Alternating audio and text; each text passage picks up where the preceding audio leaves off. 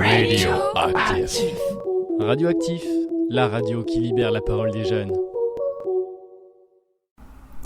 Bonjour et bienvenue sur Radioactif, je suis Lucie, volontaire en service civique sur la mission locale de Mortagne, et aujourd'hui on se retrouve pour un débat sur la question des générations dans le monde professionnel, et tout particulièrement la génération Z.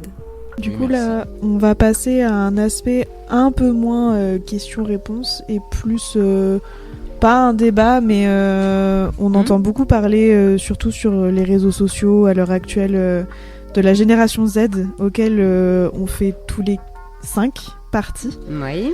Donc la génération Z qui est entre 1995 et 2010. Et on aimerait savoir, qu'est-ce que vous en pensez de cette génération, parce que vous avez dit tout à l'heure, des fois, des stagiaires qui n'ont pas envie de venir. C'est un peu, du coup, la vision qu'on a de notre génération. J'aimerais déjà que vous m'expliquiez un petit peu, vous, qu'est-ce que vous appelez, comment vous définissez la génération Z, en fait ? Qu'est-ce que ça veut dire concrètement la génération Z ? La génération Z, du coup, c'est vraiment le fait, pour ma part, qu'on a grandi avec les réseaux sociaux, avec tout ce qui est les écrans, en général, les ordinateurs, les téléphones. Donc on a ça entre les mains depuis qu'on est petit. Donc on n'a pas eu comme la génération des milléniaux, l'avant-après écran. Donc c'est vraiment une génération qui est différente. Nous, ce qu'on a, c'est le numérique, la sensibilisation à la santé mentale. Après, à voir aussi avec vous ce que vous voulez rajouter par rapport à ça. Mais c'est aussi qu'on est plus sensible au niveau de l'écologie, qu'on est innovateur et qu'on est très curieux. On est amené à faire énormément de métiers dans notre vie, contrairement aux autres générations qui ont une carrière de entre 30 et 40 ans dans le même truc. Que maintenant, non, ça change. Ouais, nous, non, c'est, même moi, je le vois rien que pour mon parcours personnel, où j'ai fait une licence qui, au final, on m'a dit, il n'y a pas de débouché. Donc, au lieu de me diriger vers les langues, j'ai voulu me diriger vers le tourisme. Le tourisme, on m'a dit, il n'y a pas de débouché par ici, donc voir ailleurs. Donc là, je me renseigne pour faire de la vente, pour faire du secrétariat. Mais je sais que ça va durer qu'une dizaine d'années et après, j'irai vers autre chose. Vous n'arrivez pas, en fait, à vous dire, je commence, admettons, un métier.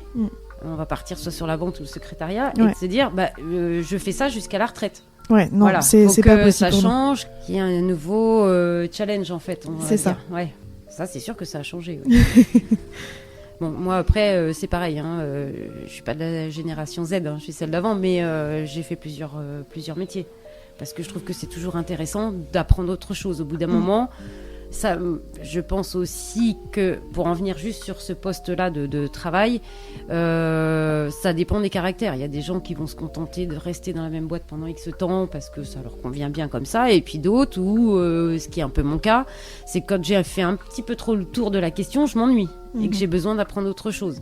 Voilà, donc ça, après, c'est un petit peu aussi les traits de caractère de chacun, sans forcément parler de génération. Oui.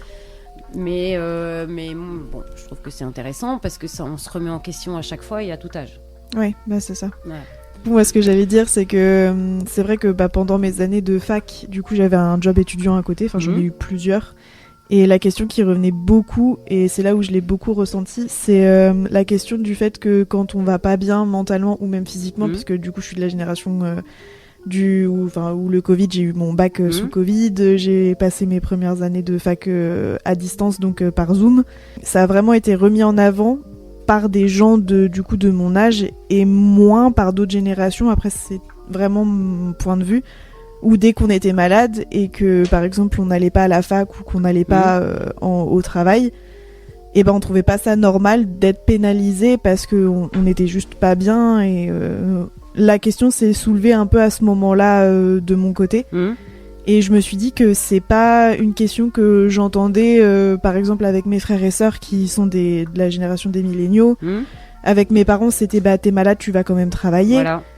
Le travail, c'est la santé, et c'est vrai que nous, on n'est pas du tout sur ce point-là. Au contraire, je l'ai noté quelque part, mais on on travaille pour vivre et on vit pas pour travailler parce que... Et c'est là que justement, alors là, c'est là que la génération diffère. Oui. Voilà. Là, moi je vais parler de ma génération. Je suis de début 80. Oui. 80. Moi, c'est même malade, on va travailler. Voilà. Il y a pas de... Après, vraiment... Oui, il y a malade et malade. Il y a malade et malade. Un rhume... oui, un rhume, oui, bien sûr. Ça, c'est normal. Après, moi, je dis toujours, il faut un petit peu se forcer des fois et ne pas s'écouter. Alors, sans parler de... c'est parce que c'est le travail aussi ou ça. Moi, je pense toujours aux collègues. Évidemment, si dans une équipe, il manque une personne, c'est qu'il y a un autre collègue qui va trinquer, qui va être obligé de pallier à l'absence. Obligatoirement, parce que le boulot, il faut quand même qu'il soit fait. Alors, je parle surtout dans la partie commerce. Oui. Quand on est dans un bureau, je dirais que peut-être il y a des documents qui peuvent être portés au lendemain. Mais quand nous, on doit être ouvert, il y a des clients qui nous attendent, il n'y a pas le choix. Moi, je peux être malade, j'ai pas le choix. Je vais travailler. Alors après, on peut me dire, bah ouais, mais toi, t'es la patronne, c'est normal.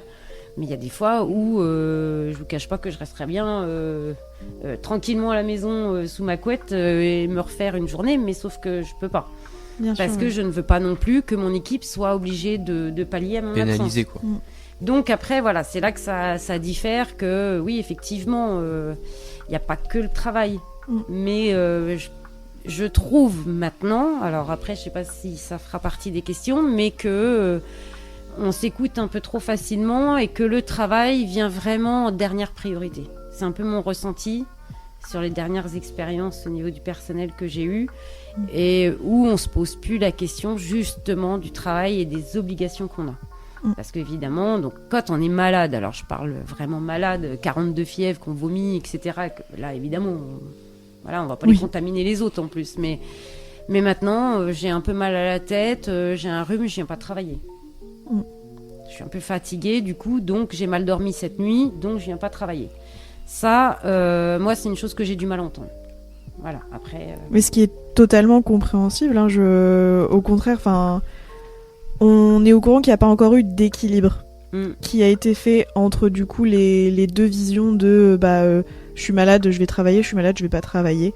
Là, pour le coup, on est vraiment dans un entre-deux où on verra bien avec la génération alpha si ça se passe autrement, si eux sont plus du coup comme les milléniaux ou comme la génération Z, ou si au contraire ils vont réussir à trouver un entre-deux. Mais là, du coup, ce qui est beaucoup vu, c'est vu comme un manque de loyauté en fait. C'est on sait pas si on peut vous engager parce que on sait pas si vous allez nous laisser tomber du jour au lendemain parce que vous êtes malade. Après, je reste complètement d'accord avec le fait que avec un rhume, avec un mal de tête, on va travailler quand même. Voilà. Il y a des degrés. Voilà. Il y a aussi le fait de l'éducation, je dirais, de certaines personnes. J'allais y venir en fait. Qui fait que... Oui, vas-y, Dylan. Désolé. Moi, après, je pense qu'on n'a pas la même façon de vivre comparée à la précédente génération. C'est-à-dire, ça m'intéresse. En fait, il faut qu'on est amené à travailler dès qu'on a besoin d'argent, par exemple. Voilà. Et que, en fait, on n'a pas une... c'est une... Comment dire ? On va dire que c'est pas aussi strict pour nous. Enfin, je sais pas comment dire exactement, mais on est trop, en gros, à faire ce qu'on veut, et alors que c'est pas ça, quoi. Je suis d'accord. Mais alors, ça rejoint ce qu'on disait tout à l'heure. Est-ce que c'est pas une question d'éducation ? Moi, je pense que si. Moi aussi, j'en suis sûre. Maintenant, en règle générale, je fais une généralité, hein, vraiment, pas du cas par cas. Vous vivez chez vos parents quand même beaucoup plus longtemps qu'il y a une génération en arrière. Oui, je pense. Vous cherchez beaucoup moins à avoir votre indépendance financière qu'il y a une génération, voire deux en arrière. Maintenant, les jeunes, ils sont chez papa-maman pendant un petit moment, même s'ils ne travaillent, leur argent, c'est de l'argent de poche. Si d'un seul coup, ils n'ont plus de travail parce qu'ils n'ont plus envie, ils s'en fichent.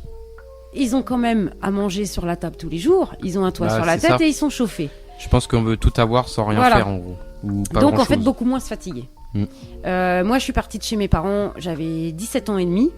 Alors, j'avais un cadre familial parfait, hein. C'était pas une question ça allait pas avec mes parents, mais c'est juste qu'il a fallu que je parte, parce que je travaillais donc à Mortagne, il a fallu que je parte de Mortagne pour pouvoir évoluer et retrouver autre chose. Et quand vous partez, vous avez 17 ans et demi, il faut vous loger, il fallait que je passe mon permis, Et en fait, moi, dans ma tête, parce que j'avais été élevée comme ça, le fait de partir de chez mes parents, c'était je prends mon envol et je prends mon indépendance. C'était pas pour retaxer les parents, tu payes mon loyer, tu fais ci, tu fais ça. Fallait s'assumer, en fait. Après, ça peut être aussi parce que mes parents m'ont jamais dit quoi que ce soit là-dessus. Hein. Attention, ils m'ont pas foutu dehors puis débrouille-toi. Hein. Mais on avait peut-être plus de fierté personnelle de dire, vous voyez, je suis plus sous votre coupe, mais j'y arrive quand même. Même si les fins de mois sont dures. Mais on savait se priver sur autre chose. Alors, évidemment, j'avais pas téléphone portable parce que je pouvais pas me le payer. Mais moi, la priorité, c'était de pouvoir me payer mon permis pour pouvoir aller travailler. Ça, c'était la priorité. Et voilà, après, c'est pour ça que je vous dis, on n'avait pas du tout les mêmes centres d'intérêt. C'était déjà, nous, de nous construire, même de bonne heure, même à 18 ans, même à 20 ans, même moi, dans ma famille, dans mes amis que j'avais à l'époque, on partait de chez nos parents quand même beaucoup plus jeunes que maintenant. Maintenant, 25 ans, quand on peut en être encore chez papa-maman. Et encore. Et encore, voilà, et encore. Je le vois dans mon entourage. Oui, hein. bah moi c'est pareil. Ben voilà, on se pose pas la question de savoir comment on va finir le mois. Donc si d'un seul coup on se dit oh mon boulot il me saoule, et ben j'arrête. Mais on se pose pas de questions sur les conséquences derrière puisqu'on a déjà tout à la maison. Que quand vous êtes chez vous, que vous avez un loyer à payer, des factures à payer, et ben il y a pas le choix. S'il y a personne derrière pour vous aider, vous avez pas le choix que d'aller travailler. Et si vous avez besoin de temps par mois pour payer vos petites factures, votre loyer, et que vous dites tiens aujourd'hui je vais pas travailler parce que j'ai pas envie ou parce que je suis un peu fatiguée, ça fait moins sur salaire. Quand vous allez recevoir votre salaire, oui, voilà, et là après c'est des fois plusieurs mois où on se dit là va falloir que je me prive pour des fois 2-3 jours où j'ai pas voulu aller travailler. Parce qu'une journée sur un salaire, quand c'est quand les même fins pas de mois mal. sont compliquées, maintenant on sait que la vie elle est chère, le chauffage est cher, tout est cher, les courses, tout. Oui, mais surtout les courses, oui. Donc il faut quand même faire attention à tout ça. Et c'est pour ça que ce que je trouve un petit peu dommage, moi, mon avis perso, c'est que maintenant la génération ne se prenne pas en main un peu plus tôt. Non, oui, c'est ça. Pour apprendre la vie tout simplement, c'est pas une punition, c'est rien de tout ça, mais à un moment donné, il faut se lancer. Et apprendre à vivre par ses propres moyens. Et c'est une satisfaction personnelle aussi pour les parents. Après, pour le coup, ça résonne beaucoup ce que vous dites, parce que j'ai eu une éducation où mes parents m'ont payé le permis, tout ça, mais je suis partie de chez moi à 18 ans quand même, et je suis partie à Valence et Grenoble. Donc, très loin, et du coup, il a fallu trouver un appartement, il y avait les études, il y avait le boulot à côté. Mais j'avais quand même cette envie de me débrouiller par moi-même et comme vous disiez, montrer, regardez, j'y arrive. Donc je comprends énormément ce truc-là et c'est vrai que j'avais pas cette vision de... Il y a encore beaucoup de personnes qui vivent chez leurs parents parce que pour moi, après, il n'y a pas tant d'écartage entre nous. J'ai 23, Anaïs a 21, Dylan a 16 ans et Mercedes a 18 ans. On voit quand même beaucoup l'écart qu'il y a entre comment moi je vois les choses, comment ils voient tous les choses.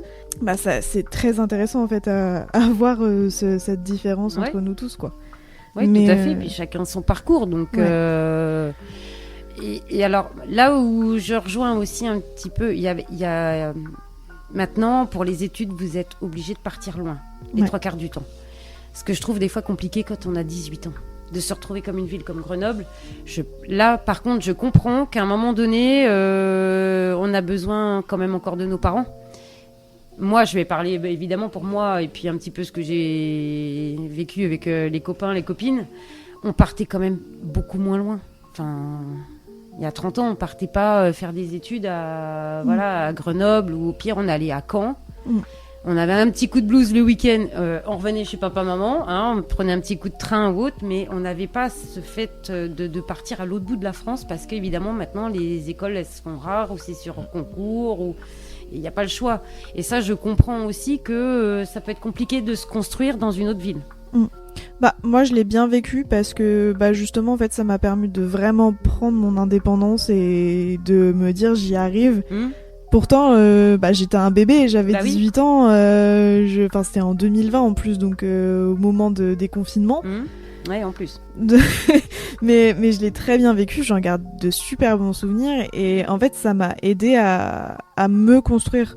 Donc ce serait bien en effet que notre génération prenne en compte que parfois faut savoir se mettre un coup de pied au cul et se dire, enfin désolé pour le terme, non, mais c'est ça, c'est exactement ça. Et se dire je vais pas bien, j'ai un rhume, j'ai mal à la tête, je vais quand même travailler. Mais par contre, si vraiment ça va pas, moi c'est surtout l'aspect mental du coup que je mets en avant, c'est essayer de se soigner du coup mentalement, d'aller voir des psychologues, quelque chose qui du coup est devenu vachement normalisé, et c'est très bien comme ça, parce que du coup j'ai pas la sensation, après vous allez peut-être me corriger, mais que avant notre génération ce soit aussi normal de se dire j'ai rendez-vous chez le psy, je vais voir, j'ai une thérapie. Là où en faisant des thérapies, du coup ça aide aussi sur l'aspect professionnel, parce que ça aide aussi à se sentir mieux au travail, à avoir de meilleures réactions. Enfin, moi j'ai un avant-après ma thérapie, et je suis encore en thérapie, et je sais que mon attitude que j'avais à 18 ans, donc quand je travaillais à côté de mes études, et l'attitude que je peux avoir maintenant dans le domaine professionnel est totalement différente. Et je trouve que ça devrait être un peu plus mis en avant et moins mal vu, parce que je sais encore, que... Oui, mais ça a évolué quand même. Ouais. Maintenant, c'est devenu pas monnaie courante, mais on dit que voilà, faut pas hésiter à se faire aider, que fut un temps, c'était un peu tabou, quoi. Fallait pas trop le dire, quoi. S'il y avait une thérapie, on disait pas trop, on n'était pas trop fiers. Que maintenant, il y a pas de honte, il y a pas de gêne. Banal, quoi. Voilà, à se dire qu'on a besoin d'être aidé. On a tous besoin, des fois, de se retrouver à un moment donné à être aidé. Il y a pas de... c'est ça. Voilà, on est tous différents. Donc, c'est ça aussi. Ils sont faits pour ça. Sinon, il n'y en aurait pas. Après, je sais pas si du coup vous êtes amené à en parler avec vos collègues du coup sur Mortagne. Je vois Blue Jean, les fleuristes. Si ça peut être un sujet aussi que vous avez eu autour de la table, ou... que notre génération, il y a eu un avant-après. Est-ce que vous avez vu, on en parle souvent, cette différence On en parle souvent. Parce qu'en fait, il y a des fois, je me dis, mais il n'y a que chez moi que ça arrive, ou d'un seul coup, tout va bien, et le lendemain, ça va plus, et j'ai plus personne. Il y a une chose aussi, alors, je fais une généralité, mais quand ils viennent pas travailler, on ne nous prévient pas. Ouais, ça non. Non, ça se fait pas. Ça, je peux appeler, là, le dernier, j'ai dû appeler dans la matinée peut-être 10 fois. Oh, oui. Wow. Je me dis, mais on se bagarre dans la journée pour pas qu'ils soient sur leur téléphone. Là, j'ai besoin de les joindre, parce qu'en plus, je me suis dit, mais il est arrivé quelque chose. Après, c'est surtout normal, par respect aussi. Parce que, puis même, je me dis, est-ce qu'il s'est pas passé quelque chose sur le trajet pour venir jusqu'au magasin ? Est-ce que, enfin voilà, la moindre des choses. T'es malade. Mais tu préviens. T'appelles. Alors, quand on me dit, j'avais pas le numéro de téléphone. Non, on peut regarder sur Internet, du coup. Sur Internet, on le trouve tout de suite, quoi. Ouais, Google, Coccinelle, et il y a le numéro. Et puis donc, du coup, pour en revenir à ça, avec d'autres collègues, même quand on fait des réunions ensemble et tout, on en parle, et on se dit, mais il n'y a que chez moi. En fait, je dois avoir un problème, j'arrive pas à les accueillir comme il faut. Et en fait, on se dit, non, c'est partout pareil. Et justement, c'est peut-être que vous l'avez ressenti aussi, c'est qu'on a de plus en plus de mal à prendre des stagiaires. Ouais, pour le coup, on a une recherche. Enfin, moi, j'ai une recherche de stage constante, du coup, dans le domaine du secrétariat et tout ça. L'Aigle, parce que j'ai cherché principalement sur l'Aigle, je n'ai eu que 2 retours positifs, comme quoi ils prenaient une candidature sur 30 entreprises que j'ai pu contacter. Soit par manque de temps, soit des fois ils vont pas le dire, on prend plus parce que on a eu des stagiaires qui... Oui. Et c'est normal en soi, mais je trouve ça un peu dommage, parce que de mon côté, je vois pas ce que vous pouvez vivre, mais que par exemple, il y a certains jeunes qui ne sont pas du tout comme ça, et qui ont été éduqués pour, en prévenant... moi, je sais que j'ai une santé fragile, donc ça peut amener à ce que je sois malade, mais je préviens dès que je sais que je suis malade. C'est inconcevable de ne pas aller au travail sans prévenir. Voilà, la moindre des choses, ça fait partie, c'est ce qu'on disait tout à l'heure, de l'éducation. Donc la politesse, c'est au moins de prévenir, qu'on nous attende pas, qu'on ne soit pas à se dire comment on fait, est-ce qu'il s'est passé quelque chose, enfin voilà. La moindre des choses, c'est de prévenir. C'est encore une fois la politesse. Après, je tiens à souligner aussi, et ça fait un plaisir de l'entendre, c'est que vous remettez en question. Oui. Quand vous en discutez du coup avec d'autres collègues, est-ce que c'est moi le problème Alors que du coup, il y a certaines entreprises où ils rejettent tout de suite la faute sur les jeunes d'aujourd'hui, c'est pas pareil. Non, nous, même avec mon équipe, hein, souvent on se dit, mais combien de fois on en a parlé, on se dit, mais comment on s'y prend, quoi, en fait? Est-ce qu'on les brutalise pas trop? Enfin, pas brutaliser, mais est-ce qu'on n'est pas un peu trop speed dans les directives dès qu'ils arrivent? Est-ce qu'on prend suffisamment de temps pour leur expliquer les choses? Alors c'est vrai qu'à chaque fois, on se remettait en question, à chaque fois on essayait des méthodes différentes. Et c'est pour ça que tout à l'heure, je disais, face à l'apprenti là, que j'ai repris de 14 ans, enfin qui va avoir 15 ans au mois de décembre, on est content là en fait. En fait, on est vraiment... parce qu'elle se développe bien dans l'entreprise, et puis parce qu'on se dit, comme quoi, non, en fait, là, on a réussi à l'accueillir puisqu'elle se plaît avec nous et qu'elle évolue bien. Donc, ça nous remet aussi, nous, un petit peu de confiance, parce que c'est pas... Il y a toujours des fautes des deux côtés quand ça se passe mal. Bien sûr. Après, il faut savoir se remettre en question. Et de dire, si là, ça le fait pas avec, je sais pas, plusieurs stagiaires ou apprentis ou même employés, on se dit, à un moment donné, si on tient personne, c'est qu'il y a quand même un problème. Et le problème, il vient pas forcément de l'extérieur. Il faut toujours arriver à peser le pour et le contre. Et c'est pour ça que j'aime bien, même quand quelqu'un me dit j'arrête, j'aime bien savoir pourquoi. Et c'est très bien du coup. J'aime bien savoir pourquoi. Après, ça peut être une raison perso, ça peut être à cause des horaires, à cause d'un rythme de vie qui est pas compatible, mais savoir pourquoi. Que après, on puisse... on va dire, apprendre aussi des échecs qu'il y a eu pour mettre d'autres choses en place pour qu'après, ça devienne un petit peu plus facile pour tout le monde. On sait que le commerce, mais comme dans tout boulot, j'entends tout le temps dans le commerce, il y a des inconvénients, mais dans tous les métiers. Dans tous les métiers, oui. Il y en aura dans tous les métiers.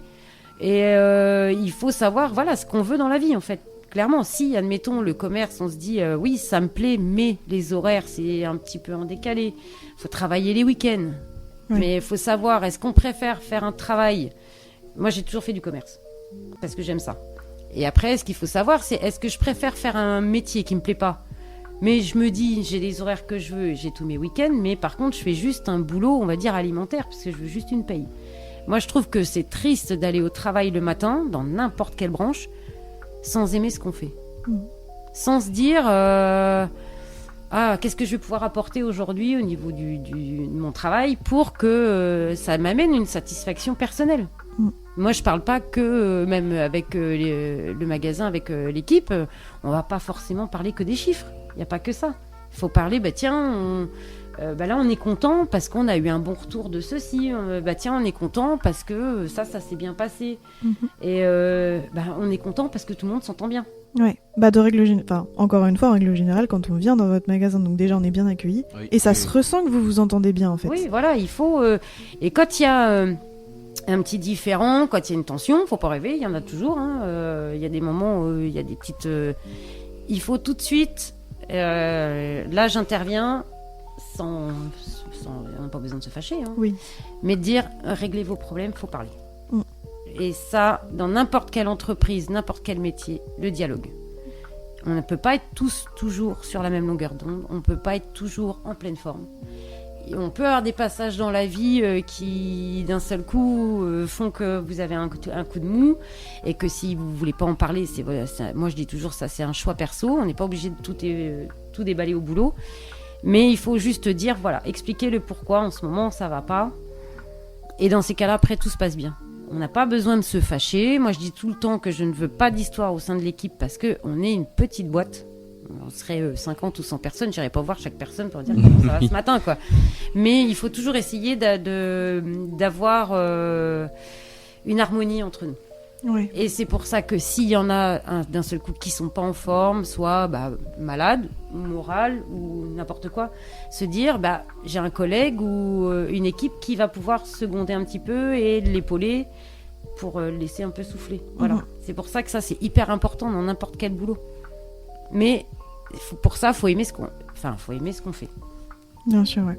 Si on va, moi je dis toujours, aller au boulot à contre-cœur, c'est le pire de tout parce que là où on passe le plus de temps dans la semaine et dans notre vie, c'est quand même tous les jours, quasiment. Donc voilà, c'est pour ça qu'il faut. Et moi j'aime ce que je fais. J'y passe beaucoup de temps évidemment, au détriment de ma famille. Faut pas se leurrer. Mais il faut savoir faire des choix aussi. Voilà, c'est pour ça que je dis, entre certaines générations, il y a des fois où effectivement on n'est pas d'accord. Moi, quand je me dis, quand j'entends, ouais, mais là j'étais fatiguée, donc j'y suis pas allée. Des fois, ouais. Alors que, enfin, je sais que là, par exemple, venir des fois le matin, là, ce matin, c'était pas facile parce qu'on se lève tôt, du coup, on se déplace, on vient ici.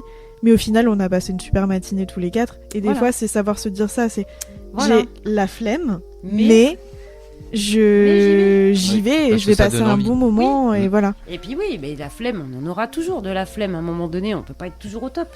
Mais c'est de se dire, ouais, bah tant pis, je me mets un petit coup de pied au derrière, mais j'y vais. Ouais.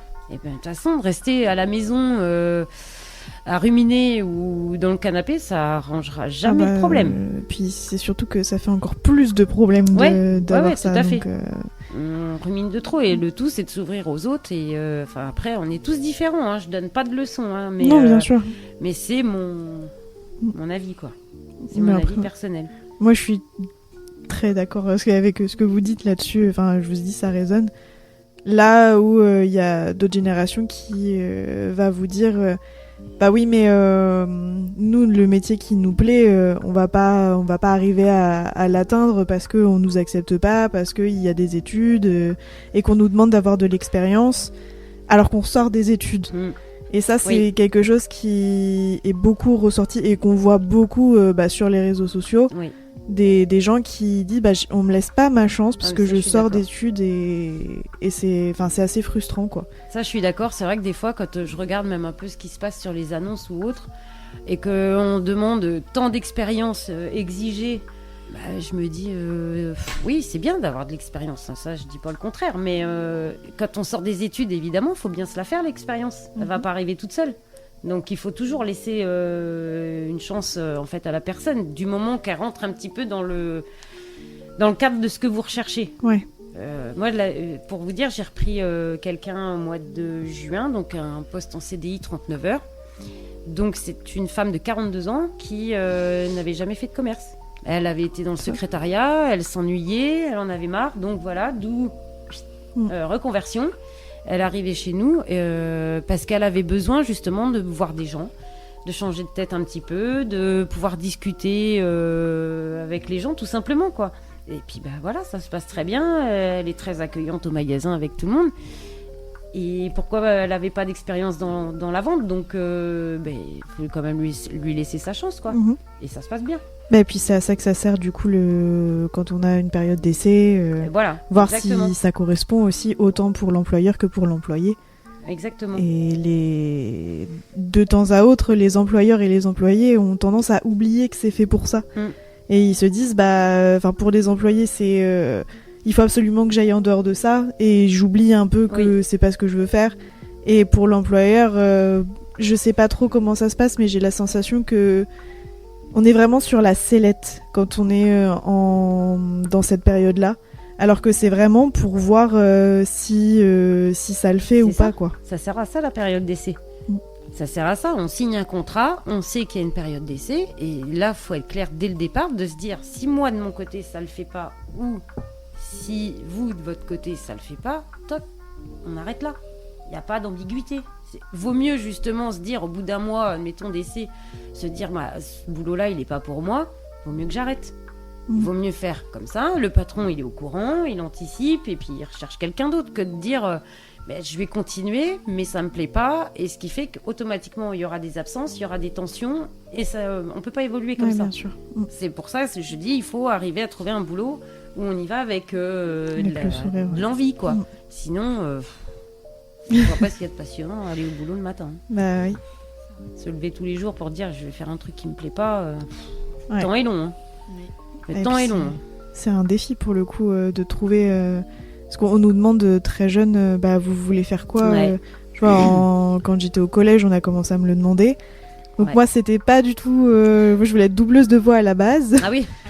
On m'a dit mais il faut de la famille dans le domaine artistique. Et j'ai dit j'ai pas de famille dans le domaine artistique. Et elle m'a dit oubliez, faites pas ça parce que vous foncez droit dans le mur. Au final, j'ai complètement laissé tomber ce truc-là et j'ai été vers les langues étrangères, et au final, c'est quelque chose qui me passionne quand même. Mais demander à un enfant, parce que pour moi, d'accord, c'est un ado, mais on reste des enfants, oui, pour moi, on est encore des enfants à 15-16 ans. Qu'est-ce que vous voulez faire plus tard ? C'est pas facile, et on en parlait tout à l'heure du fait que la voie générale est forcément recommandée. Moi, on m'a tout de suite dit va en L, alors que Anaïs a été en pro, et je réalise que la voie pro m'aurait beaucoup plus plu et aidé que elle, même si j'ai adoré faire les littéraires et mon bac littéraire, mais j'aurais eu plus de débouchés, plus de stages, plus de... Et ça aurait été beaucoup mieux. Et en fait, c'est dommage d'aller contre la voie pro. Et je sais pas si c'est le problème de notre génération ou si ça dure depuis la vôtre. Mais je sais pas. Moi, c'était déjà un peu... fallait vite choisir une voie. C'est vrai qu'ils aimaient bien nous mettre directement. Moi, je les aurais écoutés. J'aurais été au lycée, comme tout le monde, faire une seconde. Ouais. Bon, j'en avais pas envie, je voulais pas, parce que je voulais déjà... j'avais une petite idée de ce que je voulais faire. Après, de dire... sur le coup, quand je suis partie là-dedans, je me suis dit, ça se trouve, dans 2 ans, je vais arrêter. Mais c'est pas grave. En attendant, j'ai quand même appris quelque chose. Que quand vous faites qu'une voie générale, ok, vous ressortez... moi, je me suis toujours dit, si je ressors du lycée juste avec un bac, rien derrière, je vais trouver quoi ? Au final, Rien. c'est un peu ce qui arrive. Mais rien. Quoi. Et c'est un petit peu ce que je reproche justement à l'enseignement général. C'est que ils vous mettent directement, donc si vous avez eu un bon parcours scolaire jusqu'au collège, systématiquement, fin de 3e, ils vous disent bon, hop, en seconde. Et après, il faut choisir sa filière S, ES, L, quoi. Pour dire, faut rester dans l'enseignement général. Non, ça parle pas à tout le monde. Moi, sur mes enfants, je parlais pour mes enfants. Ma fille aînée, elle a 26 ans, mon fils, il a 24. Ma fille, elle savait ce qu'elle voulait faire à peu près, donc on savait qu'il fallait qu'elle aille quand même au lycée faire une filière, elle était en S. Mon fils, non, lui, c'était pas ça, donc il a fait un apprentissage. Et si on avait écouté l'école, il aurait fallu qu'il aille. Il peut-être pas aller en apprentissage, mais j'ai dit ça sert à rien de le laisser traîner au collège. Enfin, il voulait au moins qu'il fasse une seconde parce qu'il était jeune, il avait tout juste, à peine 15 ans. J'ai dit ça sert à rien qu'il traîne. En seconde, il va rien faire, perdre une année, autant qu'il commence un apprentissage tout de suite. J'aurais préféré même qu'il arrête son apprentissage si ça s'était mal passé, plutôt que de rester en seconde pour glander. Et en fait, il y est resté. Et en fait, il était en boulangerie, pâtisserie-boulangerie, et puis il y est toujours maintenant, il est employé et tout se passe bien. Mais c'est vrai que je trouve quand même qu'ils orientent pas mal vers les voies générales. C'est tu sais pas quoi faire, va en général. T'es fort en quoi ? S, ES, S. Enfin, elle, à mon époque, c'était ça. Enfin, ça remonte pas si longtemps que ça, mais depuis avant la réforme, c'était ça. Et ils allaient pas plus loin que ça. Non.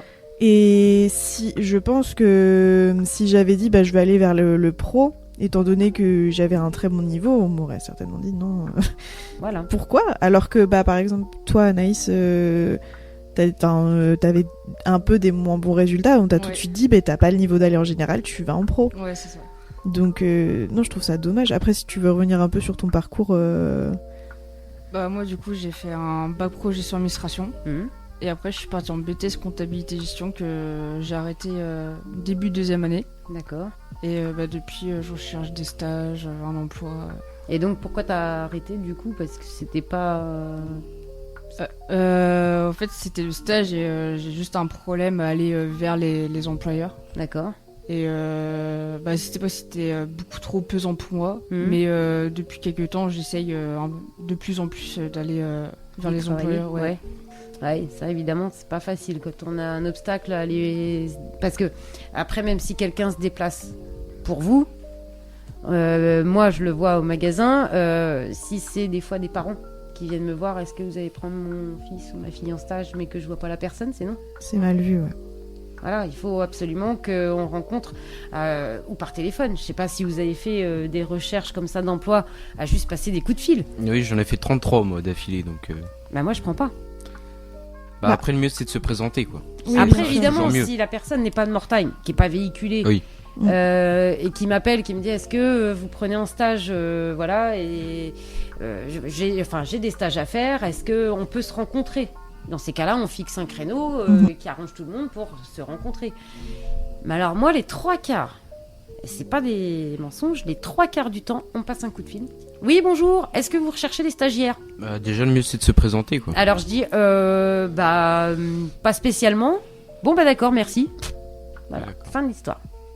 Bah, je me dis là, Non, faut que trouver des stages ce soit comme ça. structuré quand même. Parce qu'on va pas vous dire oui, on va vous prendre sans vous voir, sans poser de questions, sans savoir quoi ou qu'est-ce. Ou...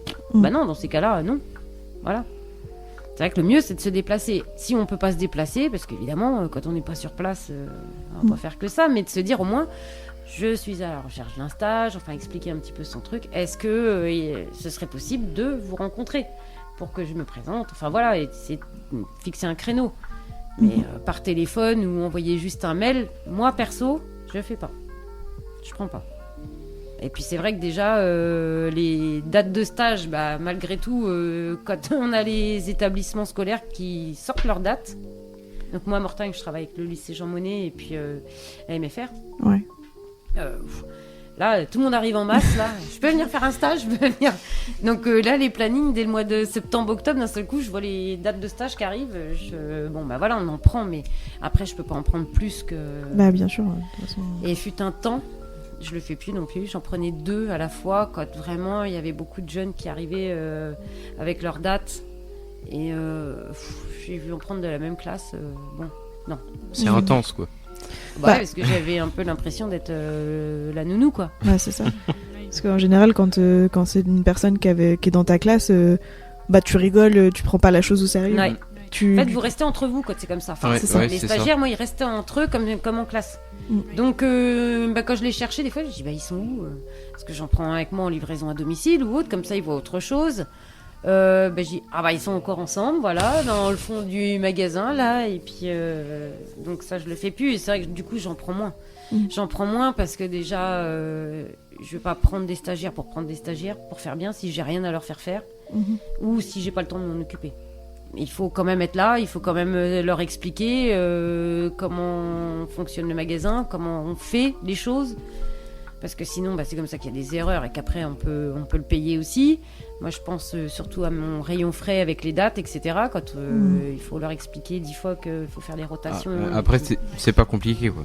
C'est pas compliqué, mais il faut le faire et il faut être assidu.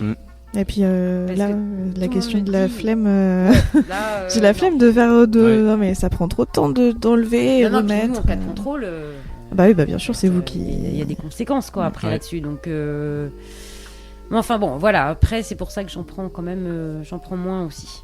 Et puis bon, comme là j'ai une apprentie, il faut que je lui réserve aussi du temps à elle pour pouvoir la former comme il faut, parce qu'elle. Oui, après surtout c'est parce qu'elle est payée aussi, donc. Voilà, elle est payée, et puis bon je suis quand même sa référente pendant 2 ans, donc il va falloir quand même la suivre, et elle a quand même une grille d'évolution, enfin d'évaluation à faire, et que après avec le CFA, un partenariat, on arrive à travailler ensemble.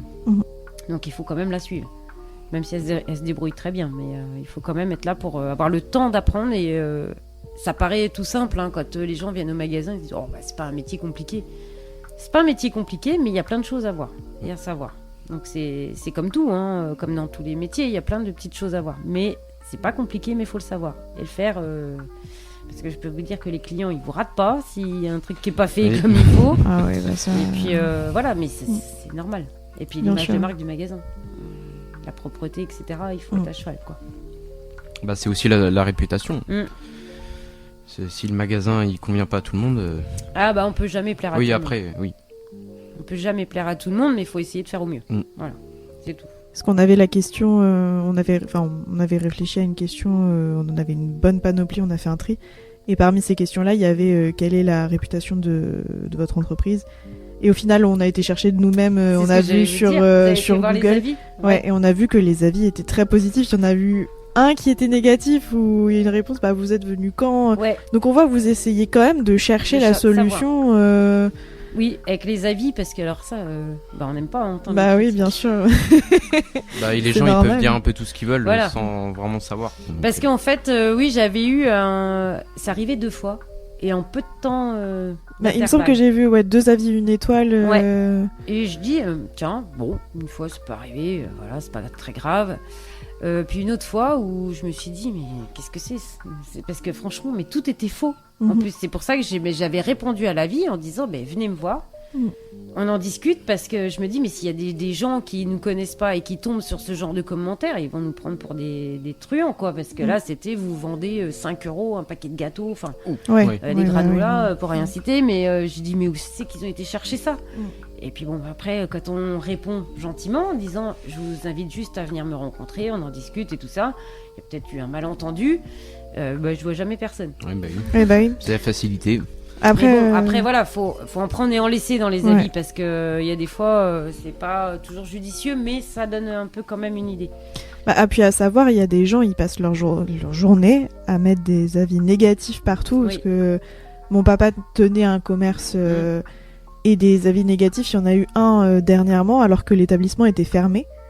Et c'est moi qui m'occupais un peu de cet aspect-là sur Google, donc j'ai répondu, mais comment c'est possible étant donné que l'établissement est fermé ? Voilà. Et du coup, j'ai mis, votre compte perd toute crédibilité pour vos prochains posts, en fait. Parce que c'est juste votre image qui en pâtit. Donc, faut arrêter, quoi. Donc, c'est là où j'ai essayé de me rassurer en me disant que la plupart des avis négatifs à 1 étoile, faut plus trop les prendre au sérieux. Voilà, faut voir le nom. Enfin, moi, quand je regarde un petit peu, alors je suis pas une adepte de regarder les avis, mais quand je les regarde, je l'ai fait cet été pour un restaurant. Enfin, chercher un restaurant dans une région qu'on connaît pas.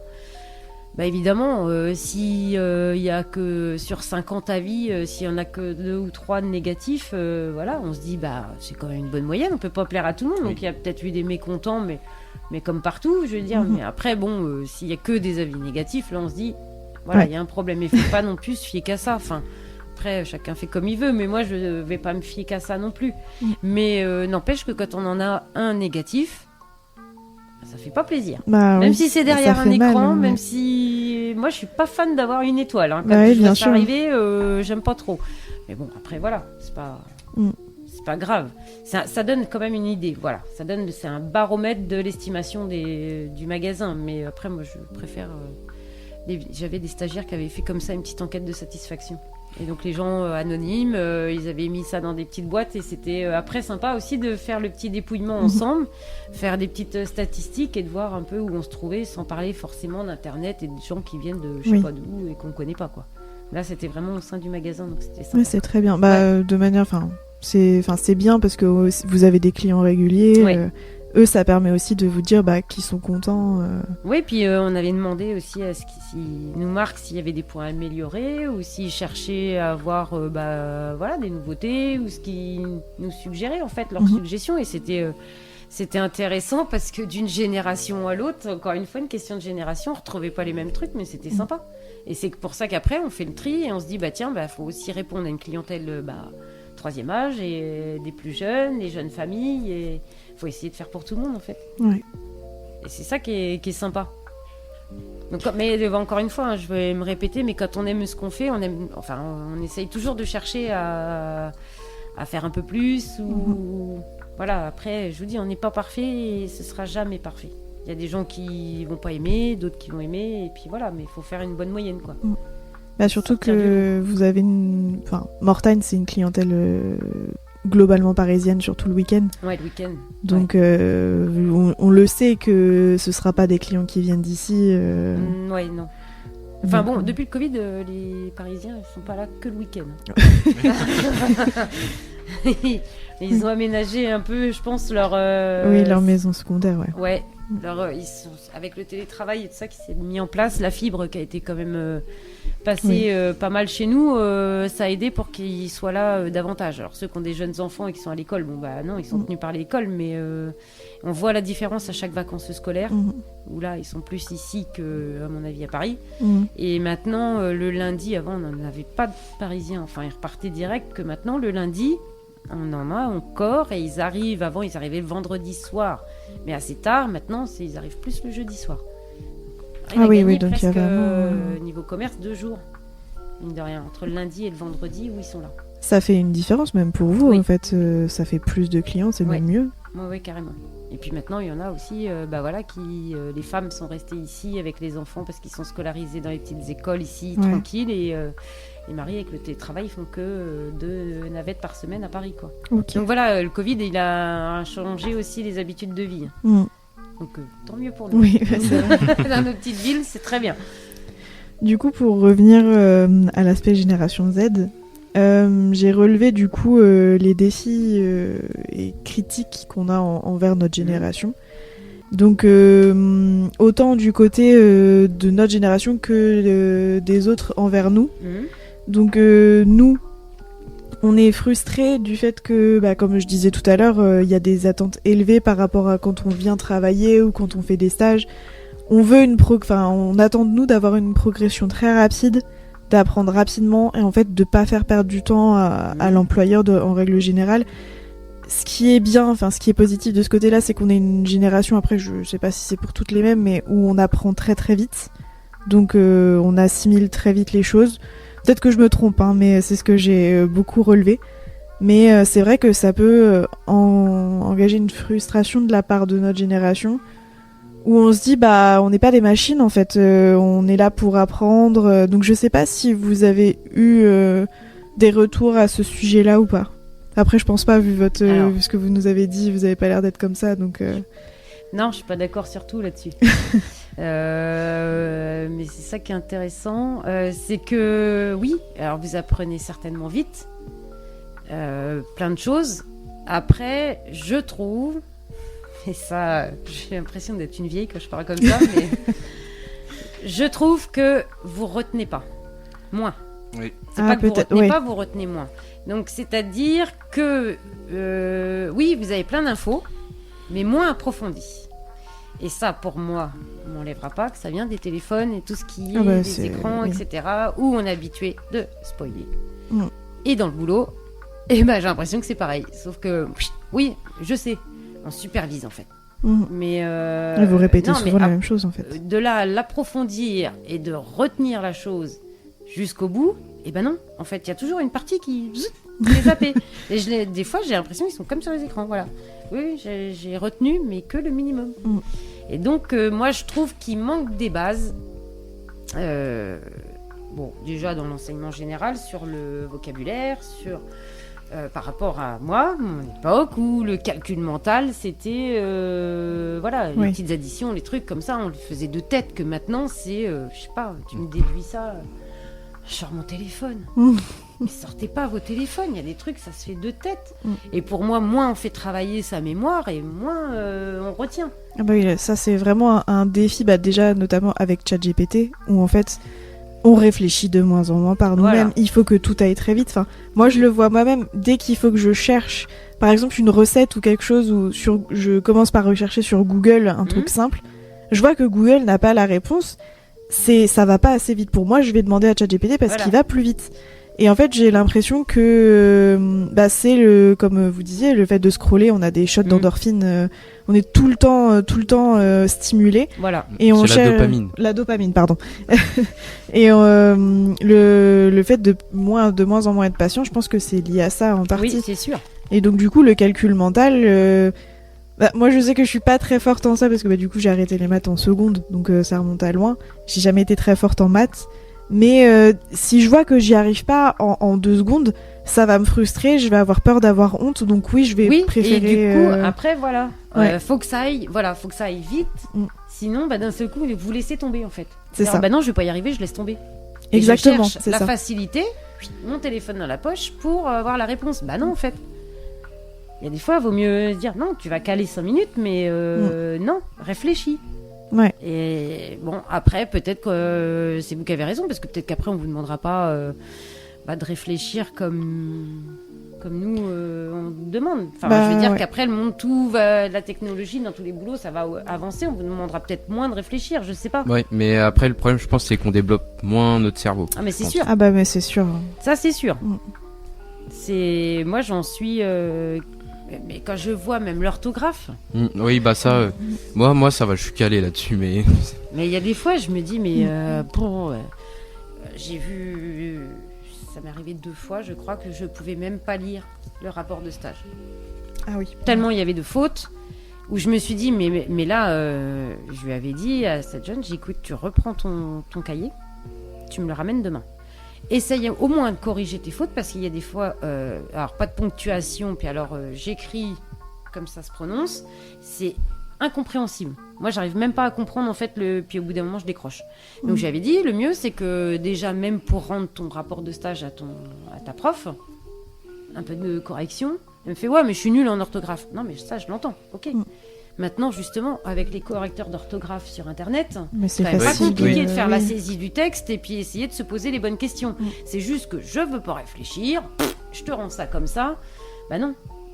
Non. Et puis même professionnellement parlant, on peut pas rendre un rapport de stage bourré de fautes. Enfin, même pour vous, c'est un manque de respect. Mais quoi. justement, tout à l'heure, c'est ce que je disais. J'ai dit, avec tous les... Est-ce que plus tard, on vous demandera en fait de vous corriger vous-même ?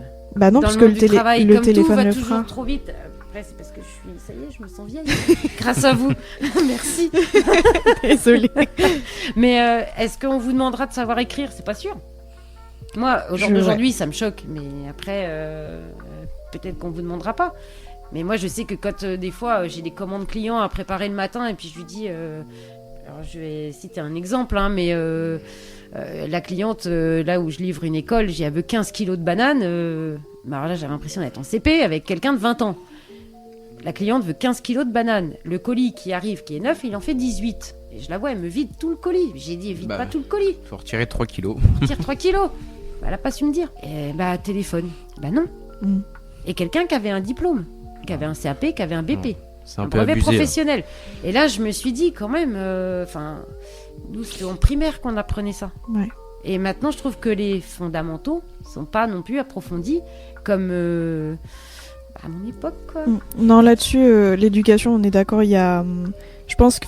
C'est pas que c'est donné plus facilement, c'est qu'ils voient tellement que on a de plus en plus de difficultés.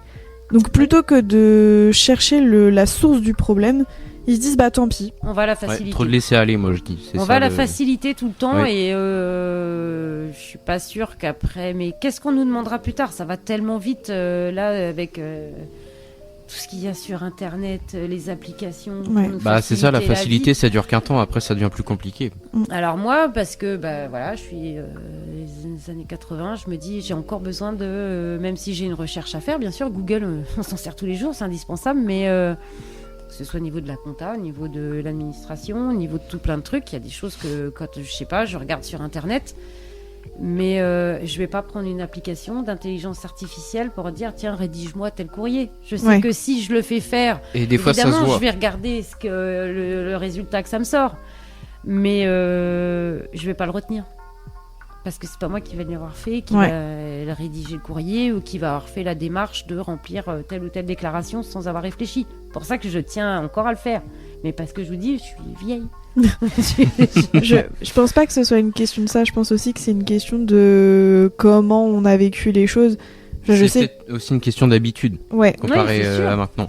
Mais c'est sûr. Quand on est habitué, du coup, moi je sais que mes lettres de motivation, je tiens à les écrire à la main. Oui. Parce qu'on m'a appris à les écrire à la main, parce que je sais que c'est valorisé. Oui. Donc quand j'ai pas le choix parce que c'est par mail, j'en ai une sur mon ordinateur, je l'envoie par mail.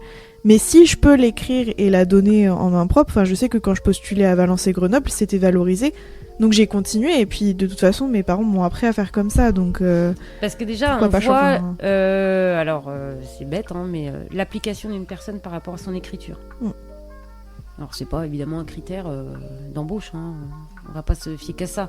Mais on voit déjà un petit peu sa façon de tourner ses phrases, comment elle écrit, s'il y a du soin, s'il n'y a pas de soin. Après il peut y avoir des problèmes de dyslexie aussi, mais ça c'est encore autre chose. Mais déjà on se dit que la personne, si elle l'a fait à la main, elle a pris le temps de le faire. Et de se poser des questions, de prendre le temps d'écrire et en même temps de retenir ce qu'elle voulait vraiment transcrire dans sa lettre de motivation.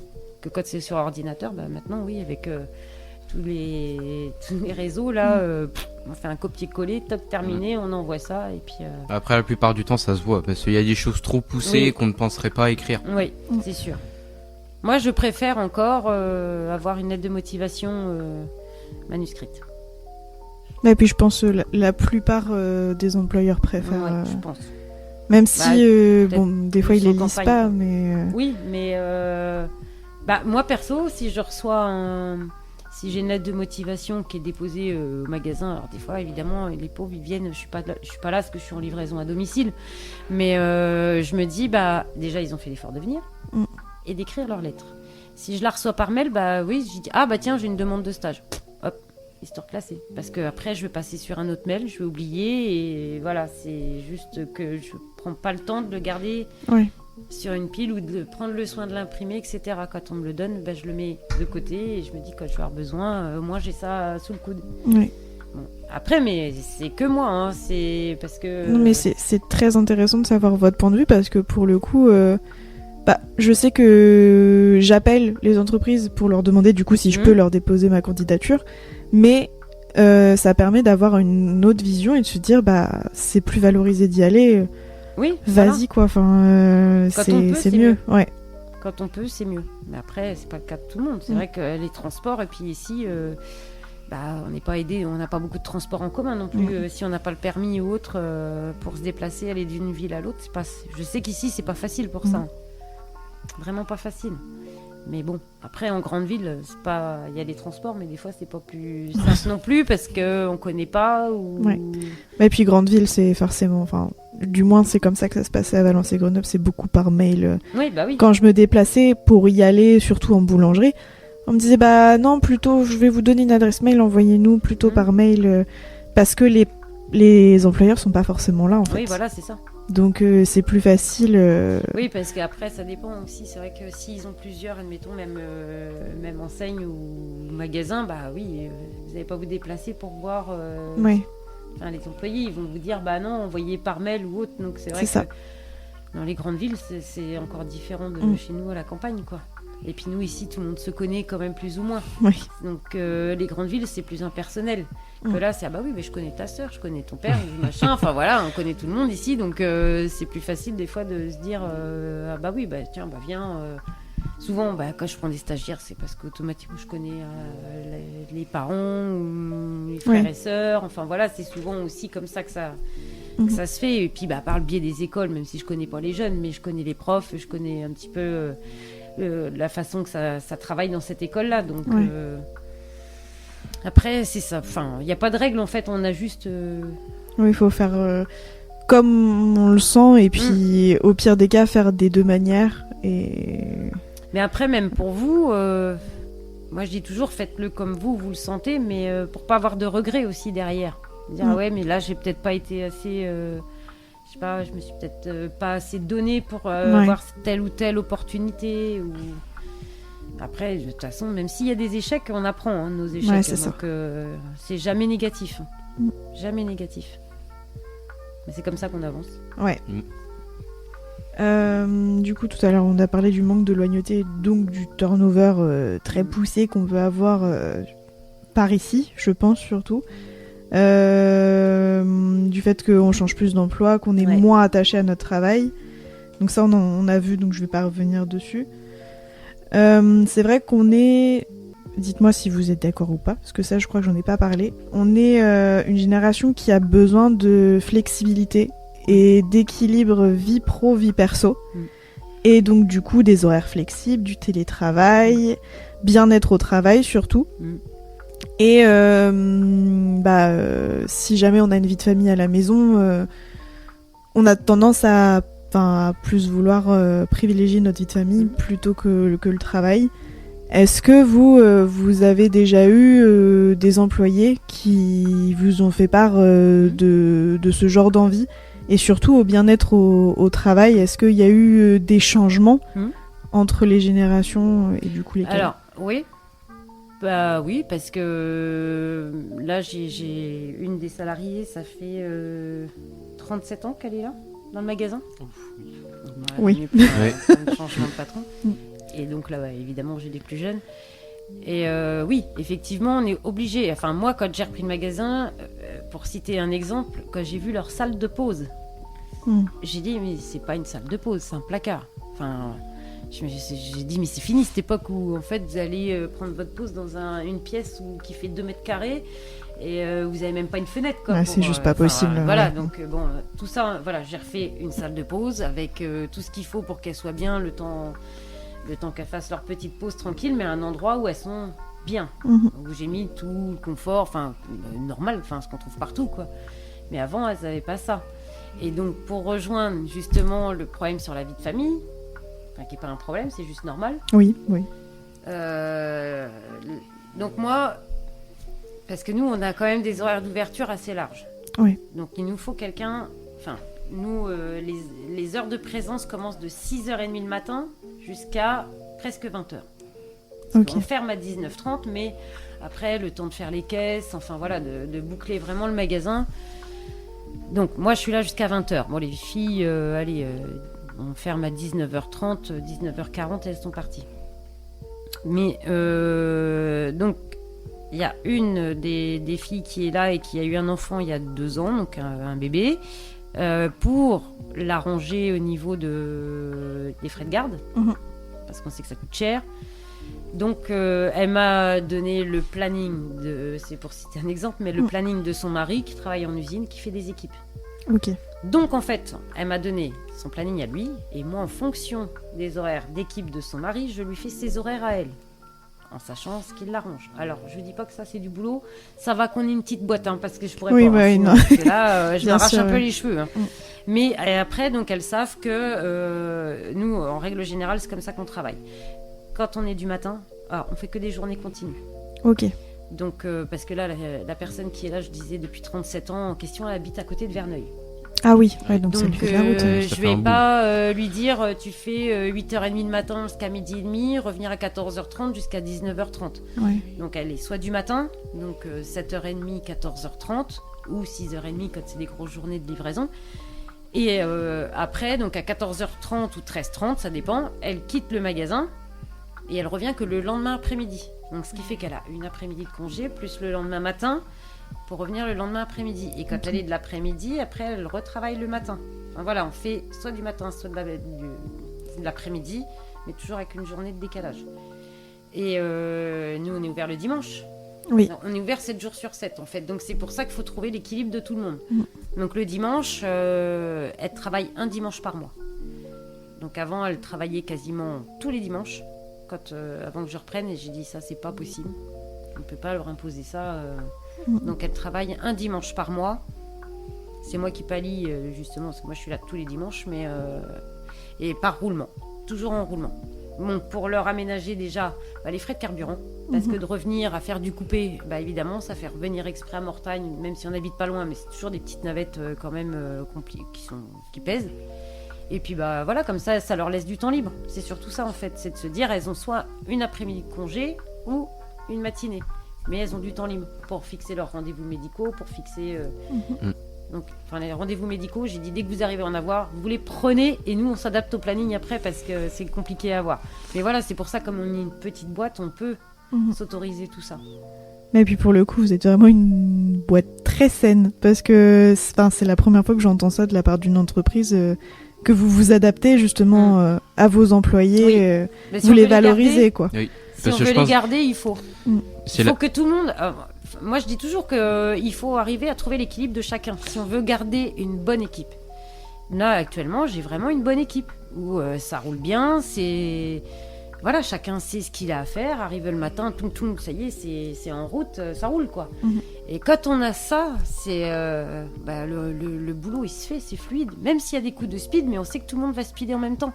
Parce que là, il faut que tout soit fait. Quand je pars en livraison à domicile, comme là, demain matin, moi, 9h, 9h30, il faut que toutes mes commandes soient prêtes, que mon camion soit prêt à charger, je pars. Jusqu'à 13h, je reviens au magasin, je recharge et je repars de 14h jusqu'à 19h demain. Et donc, en attendant, il faut qu'elle réponde au téléphone, qu'elle prenne les commandes, qu'elle les prépare. Enfin voilà, c'est un boulot de chacun. Mais comme on est une petite équipe et que tout le monde sait trouver son équilibre par les horaires, par, je sais pas, t'as un mariage cet été, là, évidemment, on peut pas faire autrement que... on se dit, tu peux décaler avec une autre collègue, l'autre collègue te remplace, et puis après, mais voilà, on arrive toujours. Mais parce qu'on est 8, ce serait 50, c'est pas possible. Oui, bien sûr. Mais il faut, si on veut garder un bon équilibre comme ça, il faut essayer de s'arranger. Voilà, le dialogue, encore une fois. Parce que j'ai des applications exprès pour le planning quand même. Mais c'est pas encore de l'intelligence artificielle, c'est moi qui l'ai fait. Mais voilà, alors c'est bien, ça aide parce que vous faites dupliquer, vous basculez. Mais s'il y a une fille qui a un besoin et que vous avez dupliqué sur votre ordinateur, vous dites bah non, c'est comme ça, c'est comme ça. Moi, c'est rentré dans l'ordi et je veux pas en entendre parler. Bah non, on essaye de trouver une alternative. Donc il y a toujours moyen de s'arranger, mais il faut du dialogue et il faut que ça aille dans les deux sens. Moi, je veux bien tout, mais par contre, si ça va que dans un sens, c'est pas la peine. Oui, c'est normal. Et du coup, le dernier point donc, qui est critiqué donc, par notre génération, c'est du coup l'exigence que peut avoir certains entrepreneurs, donc comme le premier, les attentes élevées, mais en nous disant des phrases du type à notre époque, est-ce que vous avez déjà eu des anecdotes de la part de vos collègues sur Mortagne ou même de vos employés qui vous ont fait part de ce genre de choses Non, pas trop. Ou les Pas clients trop. aussi. Ou les clients, ouais. Oui, mais alors... Les clients, ouais. clients aussi, hein, moi je l'entends, ça se voit que vous n'avez pas connu la guerre. Enfin voilà, il y aura toujours des... C'est ce que j'appelle un peu le conflit de génération. C'était toujours pire avant, mais voilà, c'est comme ça, faut avancer. Il y aura toujours pire, il y aura toujours mieux, et voilà. Je me focalise pas trop là-dessus. Ouais. Donc oui, effectivement, il y a peut-être la jeune génération qui comprend pas même la mienne, et puis les plus anciens disent nous on n'avait pas chié comme nous, on a désolé, je suis pas née à la même époque et voilà, j'ai pas connu la guerre, c'est comme ça, tant mieux pour moi, mais je me focalise pas trop là-dessus en fait. Parce que même sur les changements qu'il y a pu avoir dans le magasin, au sein du magasin, vous avez dû en entendre. Oui. Des gens se plaindre, surtout l'ancienne génération, du coup, c'était pas comme ça avant. Alors, pas trop. Pas trop. Ou alors, ils l'ont pas fait devant moi. Mais, encore une fois, ça, j'évite de le prendre trop à cœur, ça. Après, je me dis, alors, quand j'ai repris, pour l'anecdote, quand j'ai repris le magasin... Donc c'était que des affaires qui étaient reprises par soit un couple ou en famille. Parce que c'est vrai qu'il y a quand même une charge de travail qui est importante. Et donc, et moi j'arrive, mon mari son travail extérieur, et puis moi ça me convenait comme ça, je voulais pas travailler avec mon mari. Oui. Pour préserver justement l'enceinte familiale. Et quand j'ai repris, au début j'en ai entendu. Elle tiendra pas, ça va être beaucoup trop dur pour elle. Elle n'aura pas la moelle d'assumer le magasin toute seule avec les livraisons, avec ci, avec ça. On lui donne 6 mois, et puis gna. Je disais rien, je répondais pas, puis j'ai dit on en reparlera dans 6 mois. Je dis peut-être qu'ils ont raison. Il y a des fois, au début, je vous dis pas que ça fait rien, hein. Mais je me suis dit ils verront bien. Et puis voilà. Ouais, oui. C'est tout. Maintenant après je me dis alors. Après c'est de la mauvaise foi quoi. Puis c'est tout. Après il y aura toujours des critiques. Oui bien sûr. Dans tout ce qu'on fera, il y aura toujours des critiques quoi qu'on fasse. Mais faut vivre avec et puis des fois ça fait avancer. On se dit parce que je vais sûrement lui prouver que je vais y arriver. Pour le coup, vous avez bien réussi. Oui. Ça va. Après, j'ai pas dit que j'allais faire ça jusqu'à ma retraite. Hein. Oui, bien sûr. Mais peut-être qu'à un moment donné, je vais me dire c'est bon, j'ai fait le tour. J'ai fait le tour de la question et je commence à m'ennuyer. Là, j'ai pas encore le temps de m'ennuyer, donc ça va. Mais si j'arrête, c'est pas parce que c'est juste que j'aurai une autre opportunité avec d'autres ambitions. Peut-être que voilà.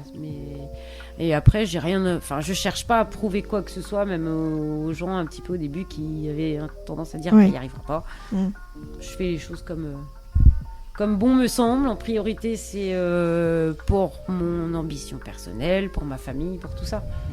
Même si maintenant, ma famille aimerait bien que je lâche un peu. Que je sois un peu moins en magasin et un peu plus avec eux. Ouais, ce qui est normal. Et vous y avez déjà réfléchi à pas embaucher quelqu'un en plus, mais à déléguer un petit peu de vos missions ? Je travaille seulement là-dessus depuis peu de temps. Parce que j'étais bien malade l'hiver dernier. Et donc pas le choix, faut être au boulot. Et c'est la période où j'avais une équipe un peu moins forte et qui, eux, pour un petit oui ou un non, n'étaient pas là. Donc j'ai eu pas mal d'arrêts de travail en même temps. Ouais. Et là, j'avais pas le choix, donc j'avais perdu 8 kilos pour arriver à me dire, de toute façon, j'ai pas le choix, j'ai pas le droit de m'écouter. Et là, ça y est, je remonte bien à la pente, mais c'est pour ça que j'apprends aussi un petit peu maintenant que là, surtout là que j'ai une bonne équipe, qu'au niveau du recrutement, ça s'est bien passé, d'apprendre à déléguer.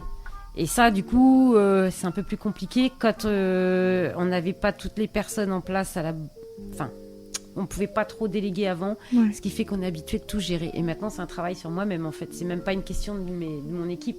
C'est un travail sur moi-même, à apprendre à déléguer un petit peu. Donc, j'y travaille. Ça commence à venir. Ça commence à venir. Mais parce que, en fait, voilà, c'est une demande aussi de mes enfants, de me dire maintenant, voilà, c'est bien, t'as bien remonté le magasin, ça marche bien, mais pense qu'on est là. Ouais. Donc maintenant, ils sont adultes. Évidemment, ils ont quitté la maison. On n'en a plus qu'à la maison, mais c'est vrai que ma fille, elle habite pas à Mortagne, elle habite à 3h30 de route. Et des fois, quand elle arrive, on a juste le temps en fait de se faire une bouffe le soir, le samedi soir. Le dimanche matin, je repars travailler. Ouais. Et puis, le dimanche après-midi, c'est elle qui repart sur Vannes. Donc, en fait, on se voit une soirée. Donc, c'est vrai que des fois, là, c'est pour ça que j'aimerais bien commencer. Donc là, j'y travaille à mettre un peu les équipes en place pour que, tiens, toi, tu vas plus t'occuper de ça à ma place. Voilà. Essayer de petit à petit relancer parce qu'en plus, je vais être grand-mère cette année. Donc, félicitations. Il va falloir que j'assure pour... Oui, c'est le bon moment pour... voilà. Et puis ça valorise votre équipe de leur faire confiance au point de leur laisser vos missions. C'est sûr. C'est sûr que pour eux, ça va être... Puis ils en ont peut-être marre de me voir tous les jours. J'aurais pas posé la question, ils en ont peut-être marre de me voir. Donc non, mais oui, ça après, là, c'est un travail sur moi. Et j'y travaille bien. Ça, je commence à leur donner. En tout cas, on vous souhaite que ça se passe bien et que vous trouviez un équilibre. Oui, il n'y a pas de raison. Quand on veut, ça se passe bien. Et parce que j'ai une bonne équipe. Oui. C'est vrai que sans ça, ce serait compliqué, quoi. On dit toujours, un patron sans salarié, il peut pas faire grand-chose. Et puis, un salarié a besoin de son patron pour son salaire à la fin du mois et pour se sentir bien dans son boulot. Bien sûr. C'est pour ça que s'il n'y a pas... moi, je suis pas trop dans le dire, je suis patron, salarié, on est une équipe. Ouais. Voilà. Tout le monde met la main à la pâte à la même hauteur. Moi, j'ai rien à rajouter de mon côté. J'ai posé toutes mes questions. Est-ce que vous avez des choses à rajouter ? C'est également pareil. En tout cas, merci beaucoup pour vos réponses. Merci à vous parce que c'était super intéressant. Des informations. C'est surtout pour nous, c'est super intéressant de voir le point de vue. C'est vrai qu'on n'a pas trop l'occasion de discuter comme ça avec un patron, un employeur ou une patronne, une employeuse. Donc c'est vraiment super. Merci beaucoup de nous avoir laissé cette opportunité. C'est pareil en fait j'ai bien aimé le débat sur génération. Faut se comprendre quoi des fois. Oui, justement. Non mais c'était super intéressant. Donc merci beaucoup. Merci à vous. Oui, merci. Donc je vous souhaite plein de courage pour la suite. Merci beaucoup, c'est gentil. Dans vos recherches.